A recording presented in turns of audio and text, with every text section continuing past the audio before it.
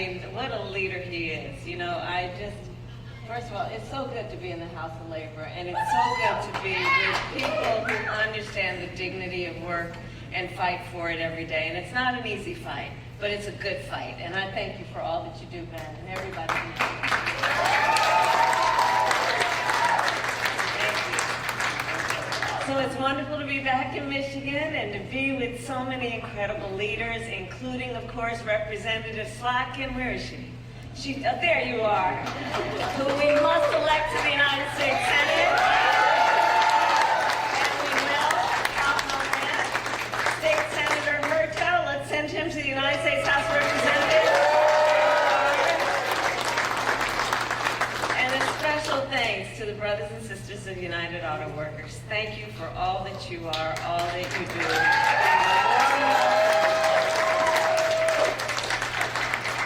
And of course, for generations in Lansing and across our country, union members have helped lead the fight for fair pay, better benefits, and safe working conditions.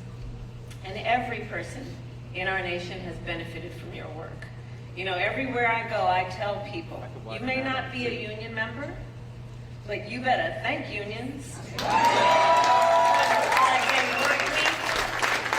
Sick leave, for paid family leave, and vacation time, because we are all clear, collective bargaining benefits our entire nation.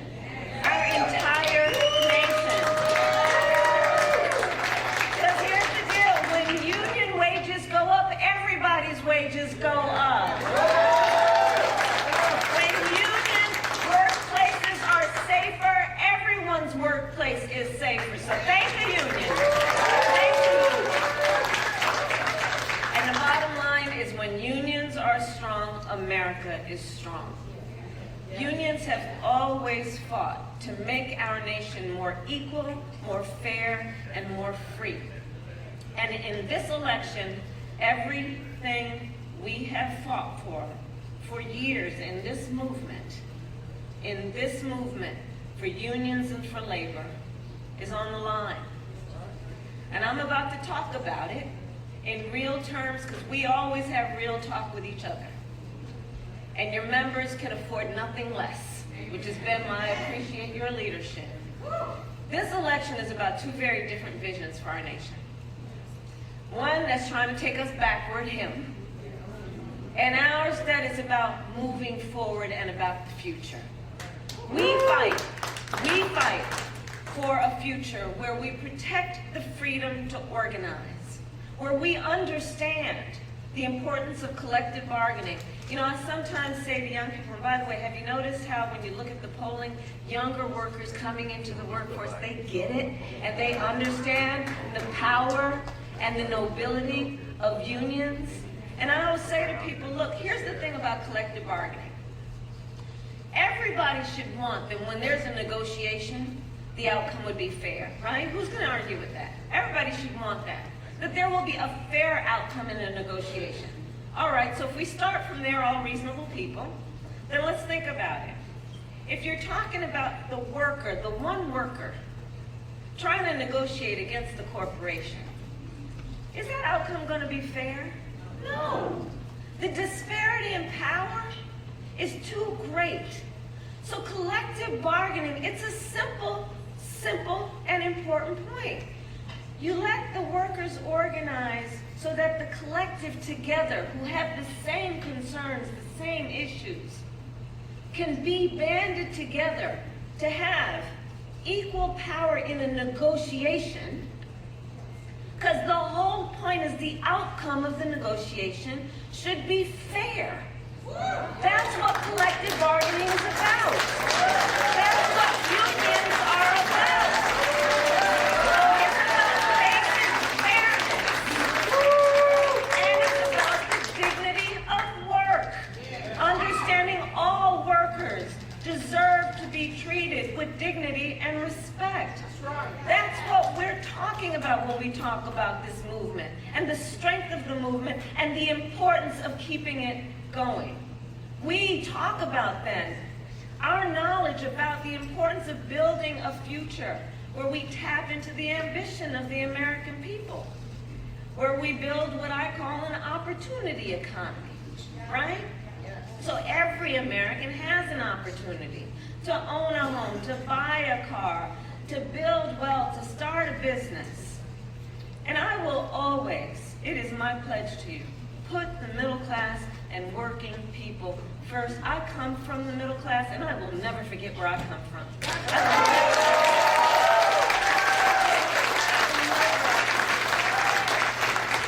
Hard work is good work. Hard work is good work and must receive the value to which it is due, which means understanding the value of the worker. And we know we cannot have a strong middle class without American manufacturing. That's right. Over the last 3.5 years, we brought manufacturing back to America, creating 730,000 manufacturing jobs.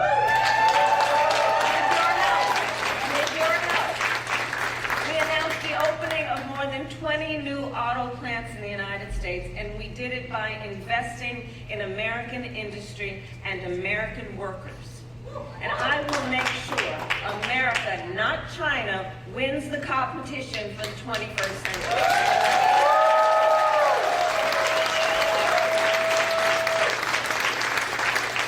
So under my plan, it's about investing in the industries that built America, like steel, iron, the great American auto industry. And we will ensure that the next generation of breakthroughs, from advanced batteries to electric vehicles, are not just invented, but built right here in America by American union workers. Because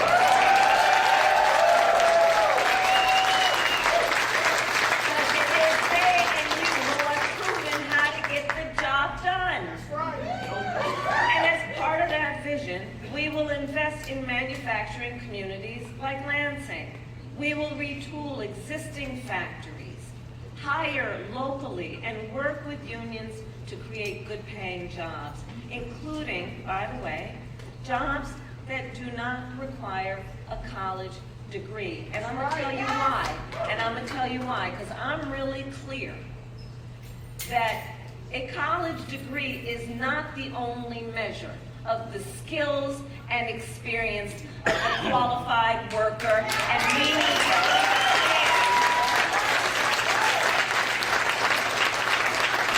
understand that. In fact, it is my pledge that as president, I'm going to do a critical assessment of federal jobs to look at those that don't require a college degree, so we can start talking about good jobs based on the skill and experience of the worker, and not random measures of who can do what. And I plan on then challenging the private sector to do the same.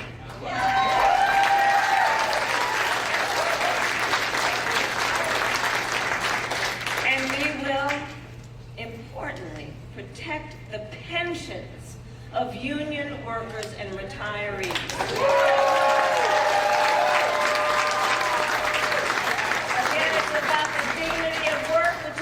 The dignity of retirement. After a lifetime of working hard, let's talk about the dignity of retirement, the dignity of aging. And that's why, as Attorney General, I sued the big banks to return hundreds of millions of dollars to workers and their families after their pensions were mismanaged. This is not new to me.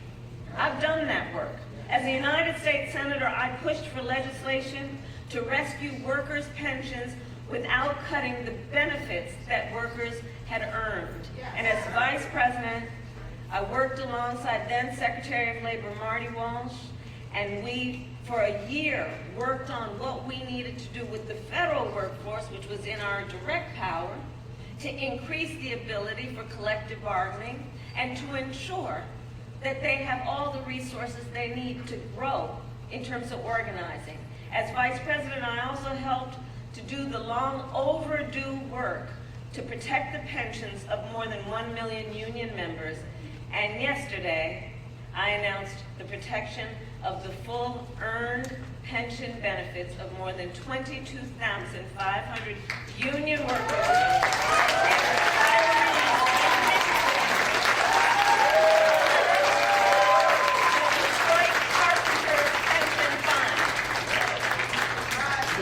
Because again, just to put a fine point on it, when it comes to your pension or Social Security or Medicare, these are retirement benefits you have earned. This is not about a giveaway. You've earned it. And it must be protected. And it must be respected after decades of hard work that you receive it. And honoring these benefits must be an ironclad commitment. Now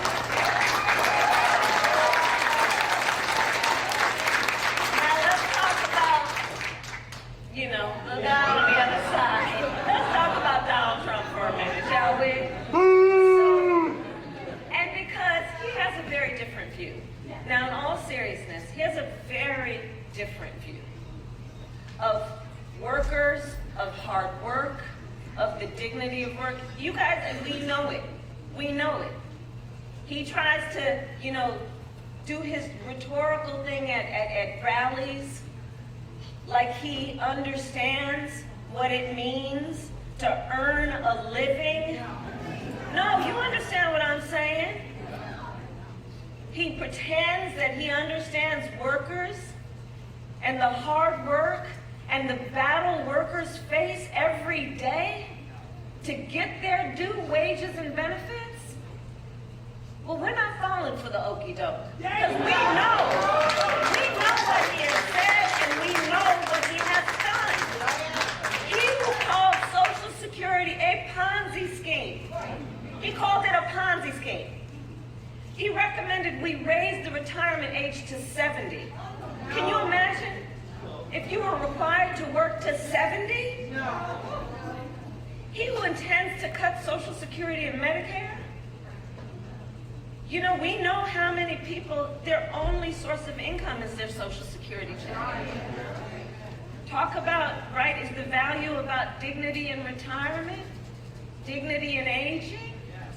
And remember, he was the only one, he said, he was going to be the only one who could bring back America's manufacturing jobs. You know how he does.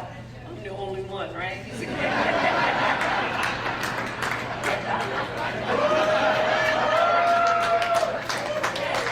And then, because we're too busy watching what he's doing to hear what he's saying, we know America lost nearly 200,000 manufacturing jobs when he was president. Okay? Including tens of thousands of jobs right here in Michigan. And those losses, we know and will note, started before the pandemic, okay? Making Donald Trump one of the biggest losers manufacturing jobs in American history. And his track record for the auto industry was a disaster. He promised workers and warned that the auto industry would, I'm going to quote, not lose one plant under his presidency. Then American automakers announced the closure of 6 auto plants when he was president, including General Motors in Warren and Stellantis in Detroit. Thousands of Michigan auto workers lost their jobs. And if he wins again, we can expect there would be more of the same. Because we know what he has done. And we know that we're going to focus on the work, not the words, when it comes to Donald Trump. Outside? And we know where he took us the last time. And check this out, Donald Trump's current running mate, because the job is open, right? Like when people go for an interview, especially the young people, they'll go for an interview and they'll sit down and they're in the interview and they'll say, why is the job open? Well, we know why that job is open. So Donald Trump's running mate recently suggested that if they win, they would threaten the Grand River Assembly plant right here in Lansing. The same plant that, with your help, our administration protected earlier this year, saving $650 million.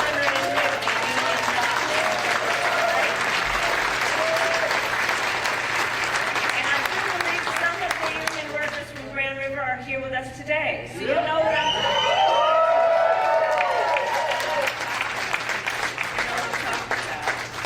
And Trump's running mate called your jobs table scraps. Right? So me just say, needless to say, I will always have your back. And we'll keep fighting to make sure that you keep your jobs right here in Lansing and keep these most noble and important jobs for America's strength. That's the work you all do. You know, Donald Trump, he also promised that he was going to stop offshoring. Remember that? Then he cut taxes for corporations that shipped 200,000 jobs overseas during his presidency. Cut the taxes for those corporations, okay? And awarded nearly $500 billion in federal contracts to companies that were offshoring jobs, okay? Follow the money. He gave your tax dollars to companies that were sending your jobs overseas. And we got to get the word out to all of the brothers and sisters in labor and remind them of what this dude does, right? What he actually does. Because make no mistake, Donald Trump is no friend to labor. He is no friend to labor, and we've got to listen to what he says. Know that, you know that famous saying, listen when people tell you who they are. In fact, can we roll the clip?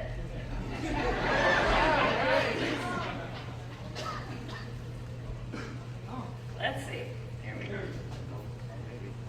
I used to hate to pay overtime. When I was in the private sectors, they say, oh, I don't want over, you know, I shouldn't tell you this. I'd go out and get other people and let them work regular time. But they build everything in Germany, and then they assemble it here. They get away with murder because they say, oh, yes, we're building cars. They don't build cars. They take them out of a box and they assemble them. We could have our child do it. They go on strike and you say, that's okay, you're all gone. You're all gone. The United Auto Workers ought to be ashamed for allowing this to happen. And the leader of the United Auto Workers should be fired immediately. Right. So, of course, that last bit, he was talking about Sean Fain, who represents nearly 1 million active and retired auto workers. Okay, so that's about 1 million auto workers, active and retired. Donald Trump, listen to his words. He's saying that auto workers are essentially engaged in child's play, that children can do it. Listen to what he says. I'm telling you, he's got his club. And I'm going to tell you, union workers are not part of his club. Let's be clear about that. No matter what he does at his rallies, let's be clear about that. Right? He thinks that the value of your work is essentially meaningless. That's what he's saying, to compare it to child's work. When we hear no, the work you do is complex. You do it with great care. You work hard. You are highly skilled. You are highly trained. And the best auto workers in the world is who you are. The best in the world. And the fact is, Donald Trump's comments are the talk of someone who has had everything handed to him. I know it's right. It is. I know. It is. This man, who never had to work a job that came with calloused hands or an hourly wage, right? Someone who got handed $400 million on a silver platter and did what with it? Filed bankruptcy 6 times. Come on. Come on. He will never understand the life and the work of a United Auto Worker. He will never understand that. People who work hard for everything they have, who take great pride in a job well done, who understand what it represents to their family and the future of their family. Again, I go back to the dignity of hard work. So let us be clear.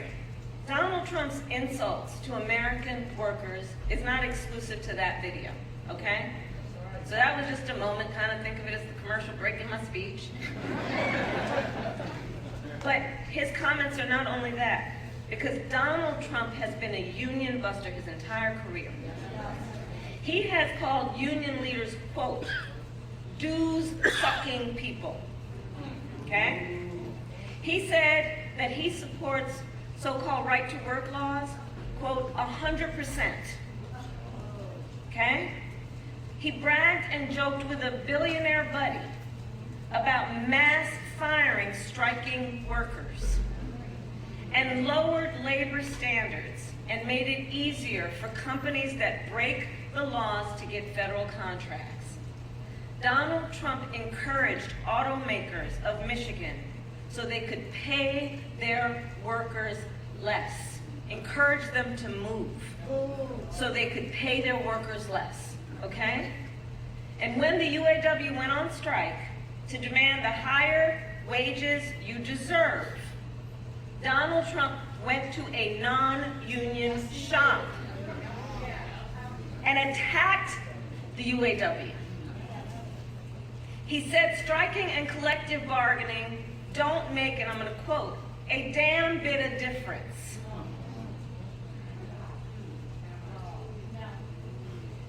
So here's the bottom line. Donald Trump's track record is a disaster for working people.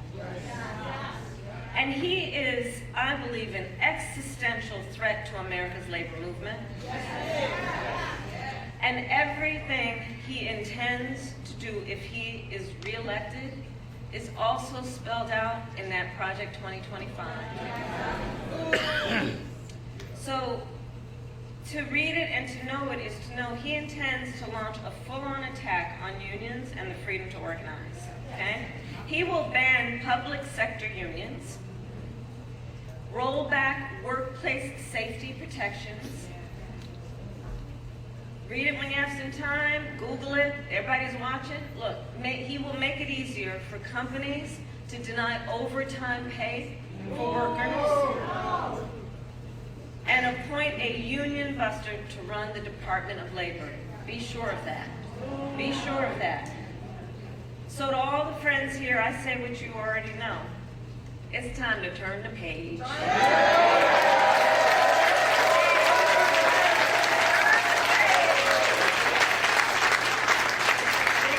America is ready to start a new way forward, and we are not going back.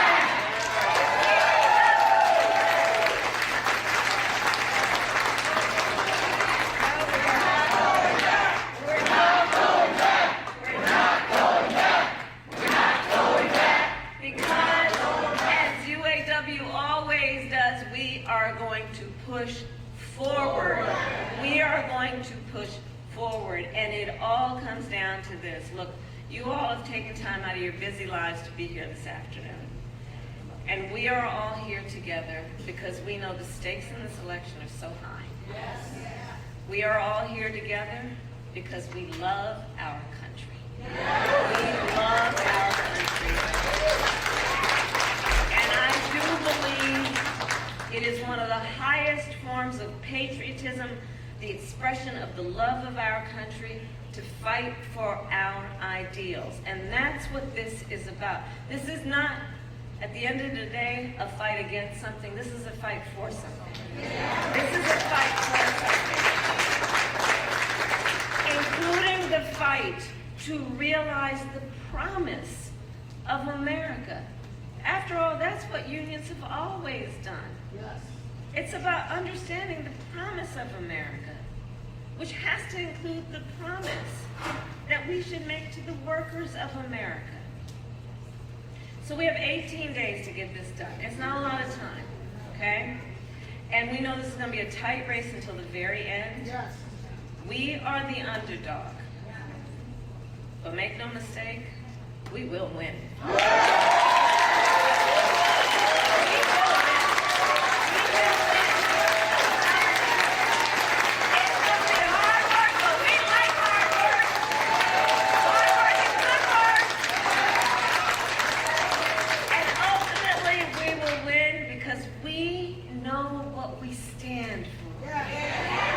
when you know what you stand for, you know what to fight for. We stand for opportunity. We stand for dignity, and we stand for the future. And so I'll close by saying, and when we fight,